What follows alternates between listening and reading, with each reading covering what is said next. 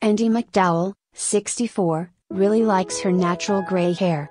The actress, who recently started letting her lighter tresses grow out for the world to see, admitted she is happier now that she's embracing the aging process and is glad she's letting herself experience it for what it is. In a new interview, "During COVID, I could see the roots with my face and with my skin and my eyes, and I liked it," she told People at the New York premiere of her new film Good Girl Jane.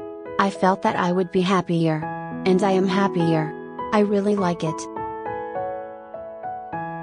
The beauty, who once had all dark hair, also revealed she's witnessed her sister's hair going completely silver and she's jealous her hair hasn't gotten to that full-on color yet.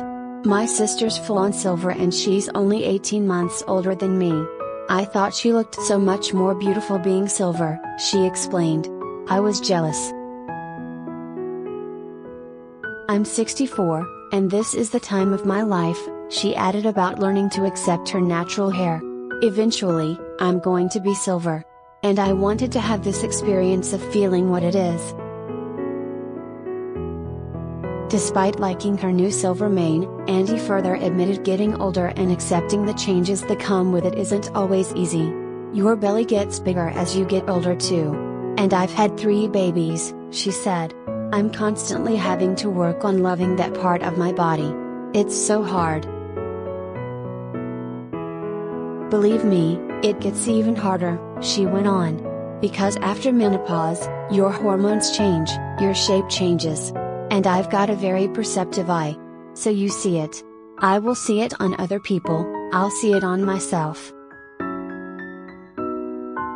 Andie is the mother of 3 children, including Justin, 26, Rainey, 32 and Margaret, 27, who she shares with her ex-husband Paul Qualley, and since 2 of her daughters are actresses, they know the standard of beauty they sometimes feel the pressure to meet. They still, however, give their mom a pep talk and remind her the things she taught them whenever she's down about herself.